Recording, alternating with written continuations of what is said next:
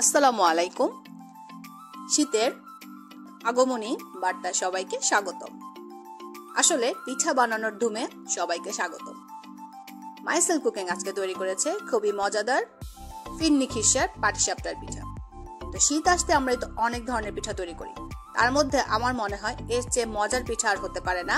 তো আজকে আমি তৈরি করেছি যে ফিন্নি খিরসার পাটিসাপটা, সেটাই আপনাদের সাথে শেয়ার করতে চলে আসলাম। চলুন দেখিয়ে দিচ্ছি। এখানে দেখতে পাচ্ছেন একটি পাত্র নিয়েছি। এখানে আমি 1.5 কাপ পরিমাণ চালের গুঁড়ো নিয়েছি, আতপ চালের গুঁড়ো। আপনারা এখানে শুকনো ভেজানো যেরকম নিতে পারেন, কোনো সমস্যা নেই। তার সাথে একটু লবণ মিশিয়ে আমি শুকনো মিশ্রণটা মিক্স করে তার সাথে একটা ডিম ভেঙে এইভাবে মিশিয়ে নিয়েছি। আর পরিমাণ মতো কুসুম গরম পানি দিয়ে মিশ্রণটাকে ভালো করে এইভাবে নেড়ে চেড়ে একদম দেখতে পাচ্ছেন মিক্স করে নিচ্ছি। প্যাটার্নটা খেয়াল করবেন, একদম পাতলাও হবে না, গাঢ় হবে না। তো আমি এটা এখন রেস্টে রেখে দেবো। এক পাশে দেখতে পাচ্ছেন তরল দুধ আর পোলাও চাল আর গুঁড়ো দুধ আর চিনি। এখানে আমি পরিমাণ মতো সবকিছুই নিয়েছি, আপনারা আপনাদের পরিমাণ মতো নিতে পারেন। এখানে দেখতে পাচ্ছেন তরল দুধটা বসিয়ে দিয়েছি আমি চুলোয়। এখানে আধা কেজির মতো তরল দুধ, তার সাথে আমি 1 কাপ পরিমাণ গুঁড়ো দুধ অ্যাড করে দুধটাকে একটু ঘন করে নেব। যেহেতু ফিন্নি খিরসার কথা বললাম, সেম আমরা যেভাবে মজার ফিন্নিটা তৈরি করি প্রসেসটা একই রকম, একটু খেয়াল করবেন। তো এখানে দেখতে পাচ্ছেন যেহেতু আমি পোলাও চালটা সিদ্ধ করে দেবো, তার সেখানে দুধের সাথে 1 কাপ পরিমাণ পানি দিয়ে দিলাম আর গরম মশলা। এখানে এলাচটা দিয়েছি, লংটা দিয়েছি একটা স্মেল আসার জন্য।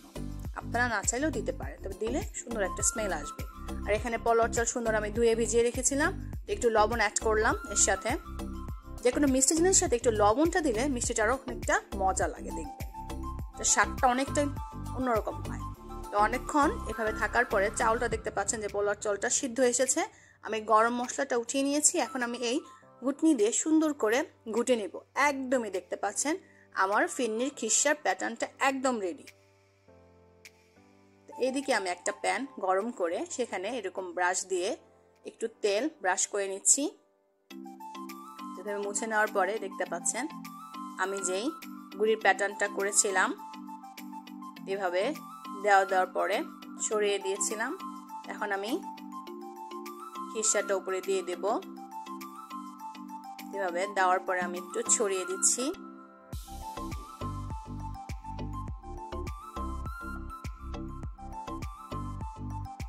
এভাবে আমি ভাঁজ করে একটার পর একটা ভাঁজ দিয়ে তৈরি করে নিলাম ফিন্নি খিরসার পাটিসাপটা। খুবই অল্প সময়ে মজাদার এই পিঠাটা কিন্তু আপনারা তৈরি করে নিতে পারেন। আমার ফ্যামিলি মেম্বার কিন্তু আমার হাতের এই ফিন্নি খিরসার পাটিসাপটার পিঠাটা খেতে খুবই পছন্দ করে। আশা করি আপনাদের ভালো লেগেছে। তো আমি এভাবে একটা একটা করে ভেজে নিয়ে উঠিয়ে নিচ্ছি।